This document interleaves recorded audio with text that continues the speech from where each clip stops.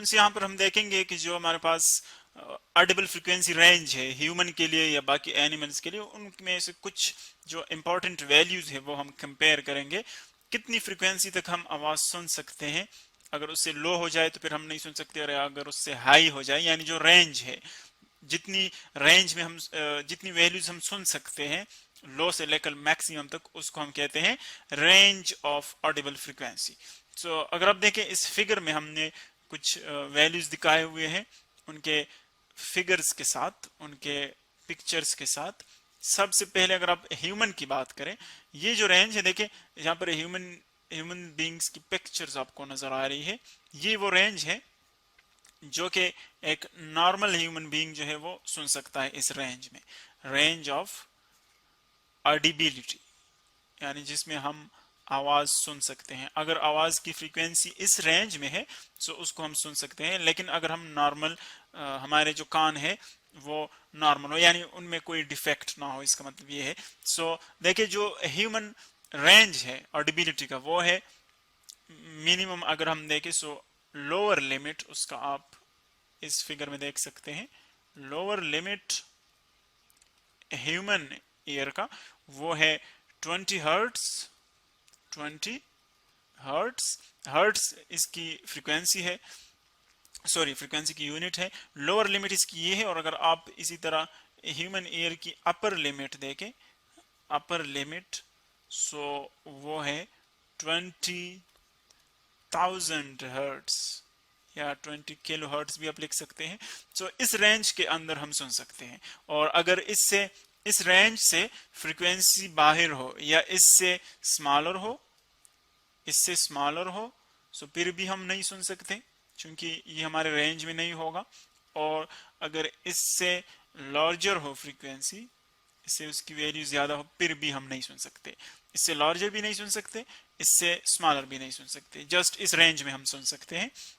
सो ये human being की वो रेंज है। इस तरह अगर आप देखें जो 20 हर्ट्ज से जो साउंड्स कम होते हैं उनको हम क्या कहते हैं, उनको हम कहते हैं इंफ्रासोनिक्स।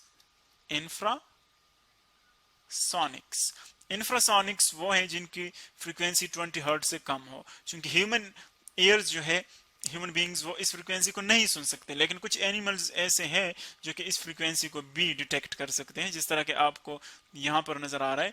जो पिक्चर हमने दिखाए हुए है दैट इज ऑफ एलिफेंट।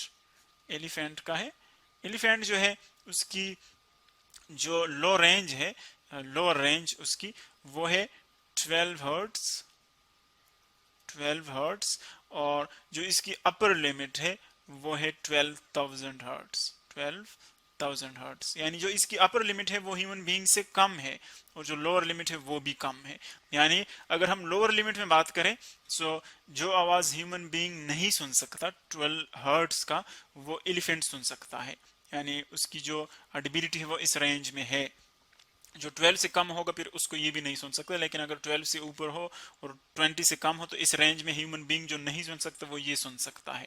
इसी तरह अगर आप 12,000 हर्ट्ज देखें तो देखिए ये इसकी जो अपर लिमिट है वो ह्यूमन बीइंग से स्मॉलर है, क्योंकि ह्यूमन बीइंग जो है वो 20,000 हर्ट्ज तक सुन सकता है। इसका मतलब ये है कि अगर 12,000 हर्ट्ज से हायर फ्रीक्वेंसी हो तो उसको ह्यूमन बीइंग सुन सकता है, लेकिन फिर उसको एलिफेंट नहीं सुन सकता, और इसकी जो रेंज है वो 12,000 तक उसकी अपर रेंज, अपर लिमिट है। जिस तरह के आपने देखा होगा जो सुनामी आती है, जो हम देखते हैं अक्सर, जिस तरह के जापान में आता है या बाकी कंट्रीज में, सो वहां पर आपने देखा होगा जो एलिफेंट्स होते हैं वो सुनामी से पहले जो है वो जगह छोड़ जाते हैं। क्यों? क्योंकि उनको जो वो साउंड वेव्स होते हैं वो उनको पहले सुनाई देते हैं, तो जब उनको सुनाई देते हैं तो वो उनको फील कर लेते हैं डेंजर को, और वो जो जगह है वो उसको छोड़ देते हैं। यानी वो जो आवाजें जो कि ह्यूमन बीइंग नहीं सुन सकते, डिटेक्ट नहीं कर सकते, वो एलिफेंट सुन सकते हैं। इसी तरह अगर आप हायर लिमिट में देखें 20,000 से जो ऊपर हैं उनको हम फिर हम क्या कहते हैं, उनको हम अल्ट्रासोनिक्स कहते हैं। अल्ट्रा या अल्ट्रासाउंड इसको कहते हैं, या अल्ट्रासोनिक्स कहते हैं। अल्ट्रा साउंड्स जिनकी फ्रीक्वेंसी 20,000 हर्ट से ज्यादा हो उनको हम अल्ट्रासाउंड्स कहते हैं। और ये देखें ह्यूमन बीइंग इस रेंज को भी नहीं डिटेक्ट कर सकता, और जो एनिमल जिनको डिटेक्ट कर सकते हैं उसमें वेल नोन हमारे पास है बैट, चमगादड़, ये इसको सुन सकता है जिस तरह आपने देखा होगा कि चमगादड़ जब बैट जो है जब वो रात को आपने देखा होगा उसकी जो मूवमेंट होती है वो इन साउंड वेव्स की वजह से होती है, अल्ट्रासाउंड की वजह से। वो जो आवाज निकालता है वो आवाज जब वापस आता है रिफ्लेक्ट होता है और वो फिर उसको सुनता है, तो उसकी मदद से वो अपने रास्ते में जो ऑब्स्टेकल्स होते हैं उनसे, जो रुकावटें होती हैं उनसे अपने आप को बचाता है। तो एक्चुअली हम बात कर रहे थे कि बैट जो है वो 20,000 हर्ट से ज्यादा की आवाजें अल्ट्रासाउंड जो है वो सुन सकता है। इसी तरह डॉग भी है, डॉग वो भी इस रेंज में सुन सकता है और उसकी जो अपर लिमिट है डॉग की वो है 45,000 हर्ट्स। 45,000 हर्ट्स इतनी